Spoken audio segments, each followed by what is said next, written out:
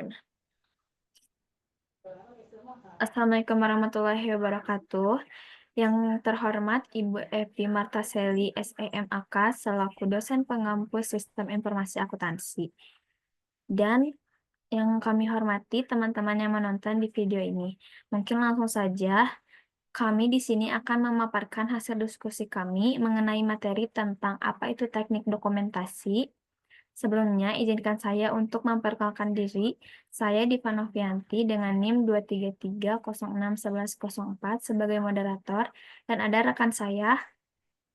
Arisa Mutiasari dengan NIM 23306111038. Lanjut kepada pembahasan yang akan kami bahas, dimulai dari pengertian dokumentasi, alat dokumentasi, diagram arus data, simbol diagram arus data, elemen diagram arus data, subpembagian dan bagian alir atau flowchart, jenis-jenis flowchart, simbol bagan alir, diagram proses bisnis, contoh diagram proses bisnis, dan yang terakhir ada daftar pustaka. Pemaparan materi selanjutnya akan dipaparkan oleh rekan saya. Baik, teknik dokumentasi menjelaskan cara sistem bekerja termasuk siapa, apa, kapan, di mana, mengapa, dan bagaimana entry data, pengolahan data, penyimpanan data, output informasi, dan sistem pengendalian.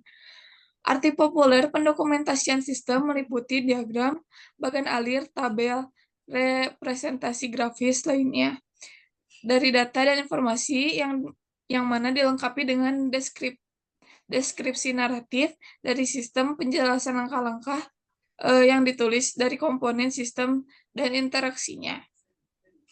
Selanjutnya adalah alat dokumentasi. Terbagi menjadi 3. Yang pertama adalah diagram arus data atau DAD, kedua adalah bagan alir, yang ketiga adalah diagram proses bisnis. Diagram arus data atau DAD adalah deskripsi grafis sumber data, arus data, proses transformasi, penyimpanan data, dan tujuan data. Ada 5 komponen dalam DAD, yaitu pertama, sumber data adalah entitas yang mengirim atau menerima data yang digunakan atau dihasilkan oleh sistem. Yang kedua adalah tujuan data adalah entitas yang menerima data yang dihasilkan oleh sistem. Yang ketiga adalah arus data atau data flow, adalah perpindahan data di antara proses penyimpanan, sumber, dan tujuan. Data yang melewati antara penyimpanan data dan sumber atau tujuan harus melewati proses transformasi data. Arus data dilabeli dengan menunjukkan data apa yang mengalir.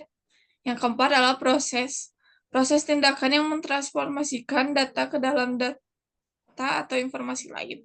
Yang kelima adalah penyimpanan data yang menyimpan data tempat atau media penyimpanan data sistem. Selanjutnya adalah pedoman untuk menggambar DAD.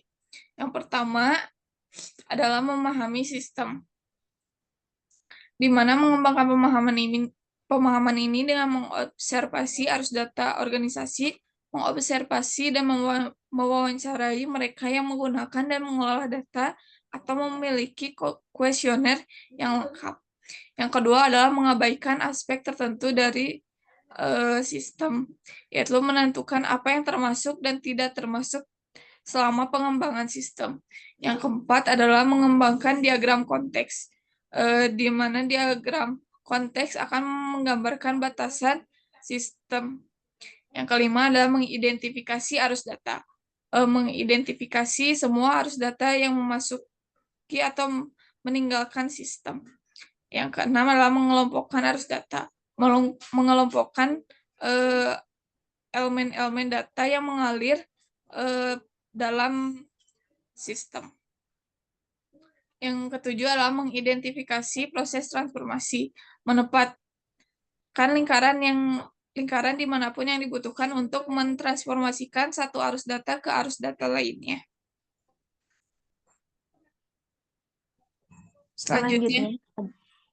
Selanjutnya ada mengelompokkan proses transformasi yang secara logis terkait atau terjadi pada waktu yang sama dan tempat yang sama sebaiknya dikelompokkan bersama.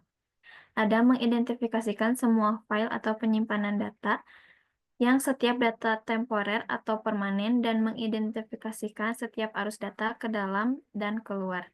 Ada mengidentifikasikan semua sumber dan tujuan data, yaitu memasukkan ke dalam diagram arus data. Ada memberi nama semua elemen diagram arus data, kecuali untuk arus data ke dalam atau keluar penyimpanan data, atau nama penyimpanan data biasanya diperlukan untuk mengidentifikasikan arus data. Elemen-elemen data sebaiknya diberikan nama yang unik dan deskriptif yang mewakili apa yang diketahui tentangnya. Ada memberikan nomor yang berurutan pada setiap proses. Memberikan nomor yang berurutan pada setiap proses atau lebih rendah atau lebih tinggi membantu pembaca menavigasi elemen antar data.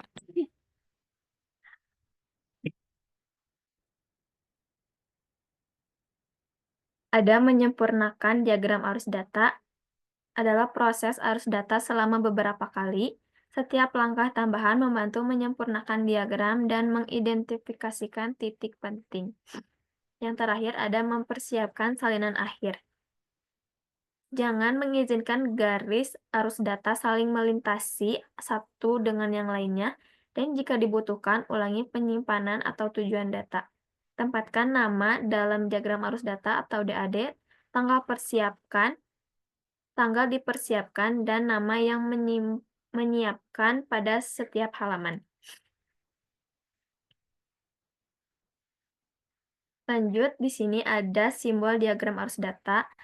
Ada simbol dengan nama sumber dan tujuan data dengan penjelasan orang dan organisasi yang mengirim data dan menerima data dari sistem yang diwakili oleh kotak persegi. Tujuan data juga disebut sebagai data sink. Ada simbol dengan nama arus data dengan penjelasan arus data ke dalam atau keluar proses disajikan oleh garis lengkung atau garis lurus dengan panah. Ada simbol dengan nama proses-proses transformasi dengan penjelasan proses yang mentransformasikan data dari input ke output diwakili oleh lingkaran. Seringkali disebut sebagai gelembung atau bubbles. Ada simbol dengan nama penyimpanan data dengan penjelasan penyimpanan data diwakili oleh dua garis horizontal. Ada simbol dengan nama pengendalian internal dengan penjelasan pengendalian internal diberikan nomor dan dijelaskan dalam tabel pendamping. Selanjutnya ada elemen diagram arus data yang dimulai dari sumber data A, lanjut disalurkan ke arus data B dan diproses ke proses C, dilanjut ke arus data D dan diproses ke proses F. Dari penyimpanan data H diarusdatakan ke proses F. Dari proses tersebut diarusdatakan ke proses I dengan tujuan data K. Dari proses C, arus data E disalurkan ke data tujuan J. Selanjutnya ada diagram arus proses pembayaran pelanggan. Pelanggan akan melakukan pembayaran ke proses pembayaran yang dilakukan ke deposito ke bank. Selanjutnya dari piutang akan mengubah arsip dengan memperbarui piutang dan akan diinformasikan piutangnya kepada manajer kredit. Selanjutnya ada membagi pembayaran dan permintaan pelanggan. Pelanggan yang telah melakukan pembayaran akan langsung diproses kepada proses pembayaran. Selanjutnya, materi tersebut akan dipaparkan oleh rekan saya. Pembagian DAD. DAD dibagi ke dalam level-level yang lebih rendah untuk memberikan jumlah detail yang semakin meningkat.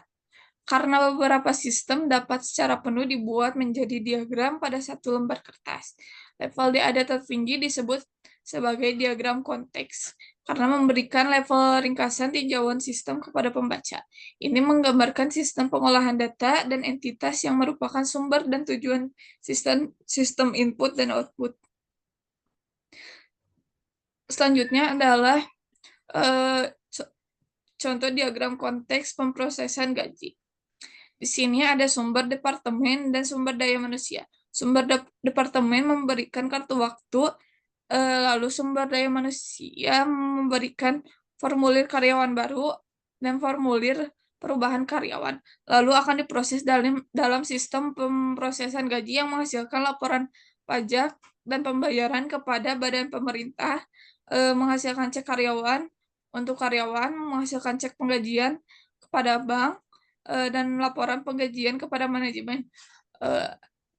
Diagram konteks tersebut menghasilkan 5 aktivitas pengolahan data sebagai berikut. Yang pertama adalah memperbarui file induk karyawan pengajian, kedua menangani kompensasi karyawan, ketiga membuat laporan manajemen, keempat membayar pajak, kelima memasukkan entry ke buku besar. Selanjutnya adalah DAD level 0 untuk memproses penggajian.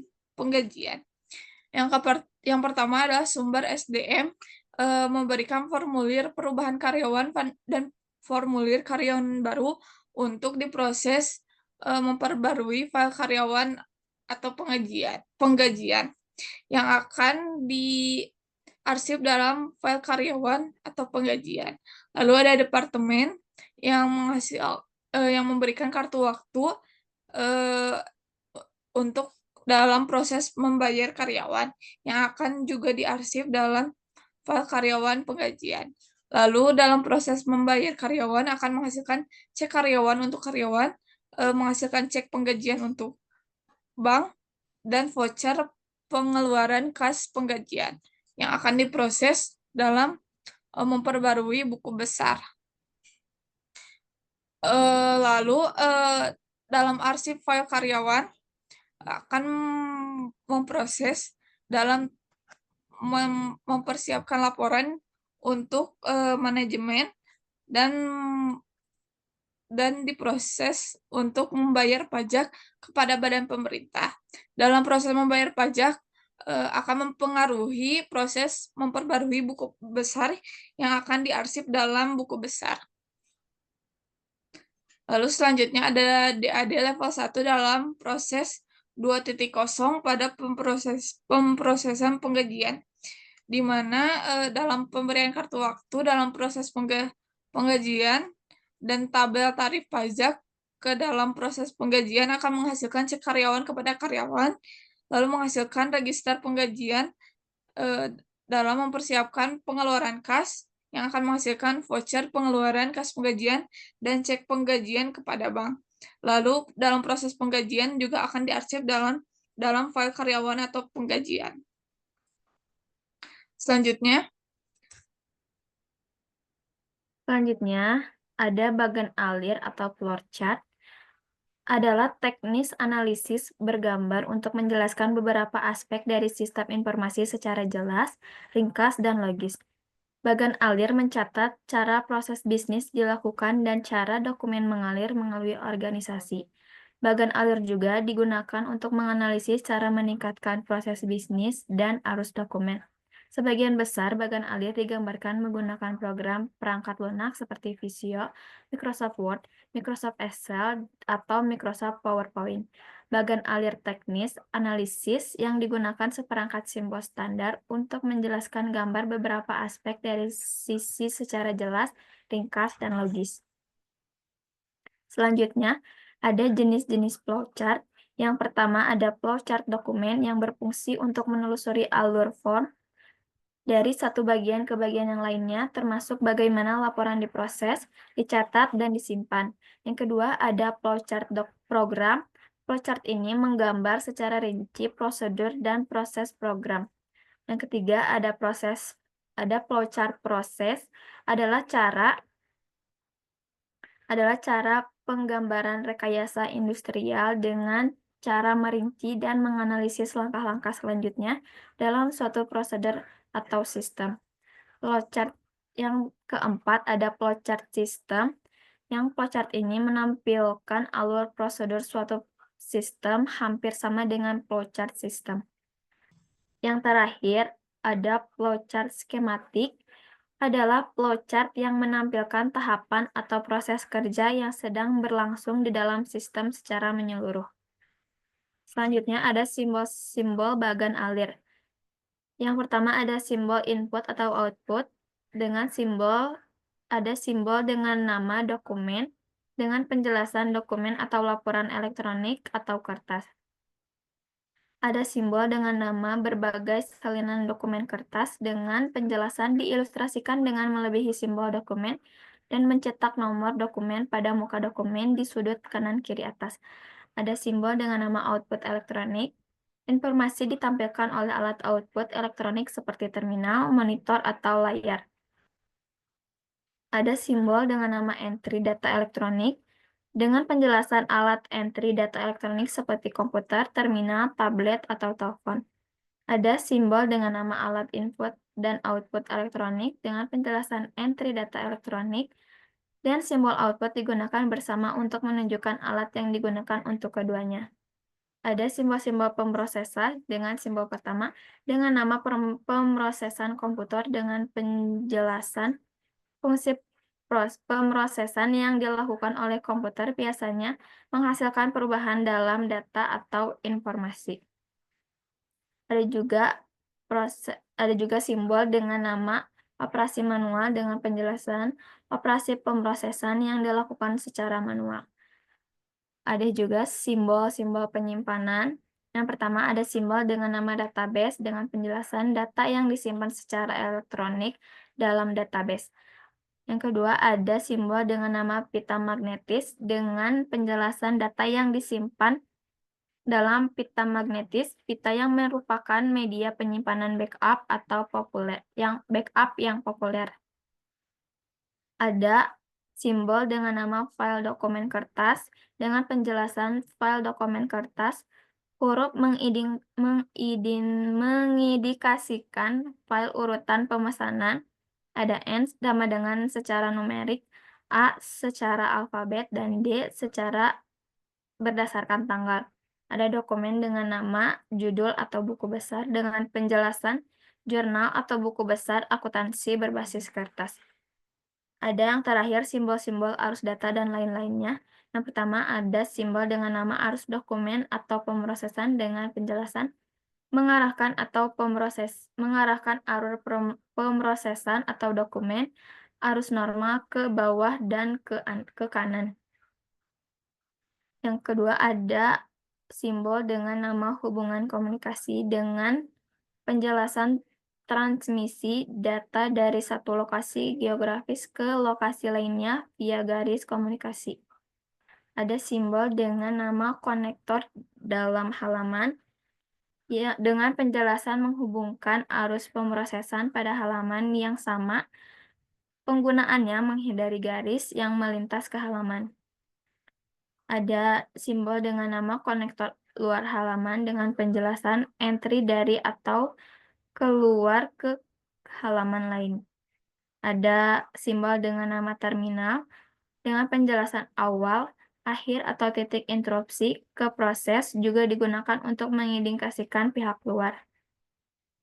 Ada juga simbol dengan nama keputusan dengan penjelasan langkah pembuatan keputusan, dan yang terakhir ada simbol dengan nama anotasi atau catatan tambahan dengan penjelasan penambahan komentar deskriptif atau catatan penjelasan sebagai klarifikasi. Selanjutnya akan dipaparkan oleh rekan saya.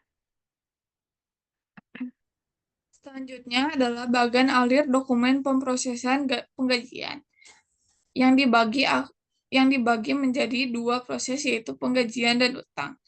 Lalu ada dua pelaku, yang pertama adalah sumber daya manusia dan departemen. Sumber daya manusia akan menghasilkan dua dokumen berupa perubahan pegawai dan data pegawai baru yang akan diproses dalam memperbarui file karyawan dan pembayaran. Lalu akan disimpan di arsip berdasarkan alfabet atau tanggal. Pada departemen akan menghasilkan kartu waktu kerja yang akan diproses bersama dengan tabel tarif pajak dalam proses cek gaji dan daftar penggajian yang akan diarsip, dan juga menghasilkan kartu waktu kerja, daftar penggajian rangkap kedua, dan cek untuk pegawai rangkap kedua juga akan diarsip. Pada daftar penggajian akan diproses dalam proses selanjutnya. Lalu lalu arsip akan memproses laporan pajak bulanan yang akan menghasilkan 2 rangkap laporan pajak. Yang pertama akan diproses dalam proses selanjutnya dan rangkap kedua akan diarsip. Lalu arsip juga akan memproses laporan penggajian setiap periode pembayaran yang menghasilkan dokumen laporan penggajian yang akan diproses bersama cek untuk pegawai dalam proses selanjutnya. Lalu pada proses utang, dokumen daftar penggajian 1 akan diproses dalam cek untuk penggajian dan voucher pembayaran tunai yang akan menghasilkan dokumen daftar penggajian 1 dan voucher pembayaran penggajian tunai rangkap 2 dan cek penggajian rangkap 2. Pada dokumen daftar penggajian 1, daftar penggajian 2 dan voucher dan cek penggajian 2 akan diarsip berdasarkan tanggal. Lalu pada dokumen voucher pembayaran 1 dan cek penggajian akan diproses pada proses lainnya. Kemudian dokumen laporan pajak akan diproses dalam pembayaran pajak dan voucher pembayaran tunai yang akan menghasilkan laporan pajak dan lalu voucher pembayaran tunai pajak rangkap 2 dan dokumen cek untuk pembayaran pajak rangkap 2. Lalu dokumen laporan pajak lalu voucher pembayaran tunai pajak 2 dan cek untuk pembayaran pajak 2 akan diarsip berdasarkan tanggal. Sedangkan dokumen voucher pembayaran tunai pajak 1 dan cek untuk pembayaran pajak 1 dan laporan pajak 1 akan diproses dalam proses selanjutnya. Selanjutnya, mungkin ini pembahasan yang terakhir ada diagram proses bisnis. Diagram proses bisnis adalah representasi visual dari langkah-langkah atau aktivitas yang terlibat dalam satu proses bisnis. Diagram ini berfungsi sebagai peta jalan yang menunjukkan bagaimana suatu tugas atau pekerjaan diselesaikan dari awal hingga akhir. Dengan menggunakan diagram ini, kita dapat melihat secara jelas urutan aktivitas, siapa yang terlibat, dan keputusan apa yang harus diambil pada setiap tahapnya. Dan selanjutnya, ada contoh diagram proses bisnis yang melibatkan 3 pelaku dan 3 tahapan. Yang pertama, customer akan mencari info mengenai hotel, dan hotel akan memperkenalkan hotel dan servis promosi. Dan jika customer tertarik dengan promosi hotel tersebut, maka customer akan melakukan check-in. Dan selanjutnya hotel akan memproses customer menjadi in-house client dan memberikan hotel service.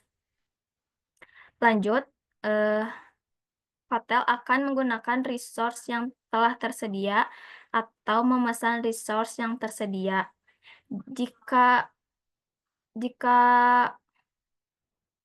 Jika memesan resource yang tidak tersedia, maka supplier akan menyediakan resource yang dipesan. Selanjutnya, customer akan menerima hotel service.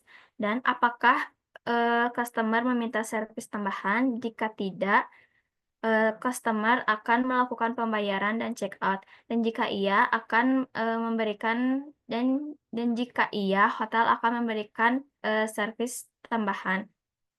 Dan jika tidak, setelah melakukan pembayaran dan check out, hotel akan menerima pembayaran. Dan selanjutnya, apakah ada tagihan supplier? Jika tidak, akan melakukan pemasukan, dan jika iya, akan melakukan pembayaran ke supplier, dan supplier akan menerima pembayaran. Dan selanjutnya ada daftar pustaka yang kami gunakan untuk mencari materi-materi untuk dipaparkan di presentasi kali ini. Terima kasih, mungkin sekian pemaparan materi pada kelompok kami. Terima kasih.